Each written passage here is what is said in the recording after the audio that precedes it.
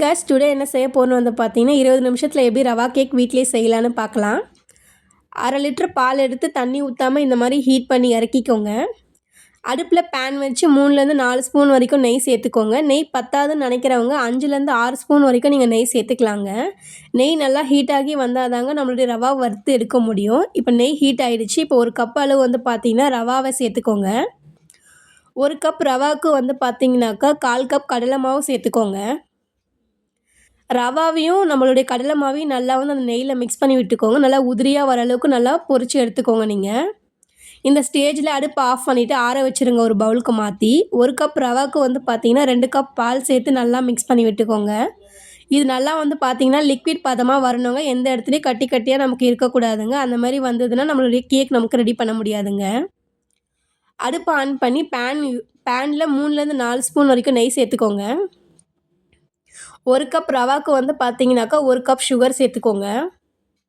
Sugar நல்லா வந்து mix பண்ணி விட்டுக்கோங்க. அப்போ தான் வந்து நமக்கு இலகி வருங்க. இல்லைனா கல்லாக நமக்கு மாறிடும்.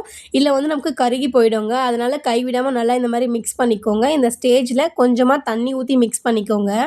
அப்போ தான் வந்து பார்த்தீங்கன்னா நமக்கு ஒரு ஜீரா டைப்பில் நமக்கு வரும். இல்லைனா கல் மாதிரி ஆகிடும். இது வந்து பார்த்தீங்கன்னா நல்லா ஒரு கம்பி பதம் வந்த பிறகு வந்து பார்த்தீங்கன்னாக்கா கோல்டன் கலரில் நமக்கு மாறுங்க. அந்த கோல்டன் கலர் வர வரைக்கும் நல்லா லோ ஃப்ளேமில் வச்சு நல்லா மிக்ஸ் பண்ணி விட்டுக்கோங்க. இப்போ பாருங்கள் நல்லா கொதிக்கும்போது கோல்டன் ஃப்ளேவரில் மாறுதுங்களா. நம்மளுடைய ரவாவை எடுத்து இதில் சேர்த்து நல்லா கைவிடாத மிக்ஸ் பண்ணிக்கோங்க. இது வந்து பார்த்தீங்கன்னாக்கா இது கூட ஒரு பிஞ்ச் உப்பு, ஒரு பிஞ்ச் வந்து பார்த்தீங்கன்னா ஏலக்காய் தூள் நல்லா சேர்த்து மிக்ஸ் பண்ணி விட்டுக்கோங்க. இது வாசனைக்காக தான் நம்ம சேர்க்குறோம். இதை வந்து பார்த்தீங்கன்னா நல்லா கைவிடாத எல்லா இடத்துலையும் நல்லா ஸ்ப்ரெட் ஆகிற மாதிரி நல்லா மிக்ஸ் பண்ணி விட்டுக்கோங்க. எல்லா இடத்துலையும் நல்லா கெட்டி பதம் வரணுங்க.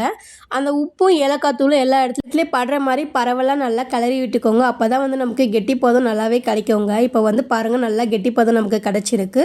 இன்னும் கொஞ்சம் நேரம் நீங்கள் ஹீட் பண்ணிங்கனாக்கா நல்லாவே வந்து கெட்டி பதம் நமக்கு வந்துடுங்க.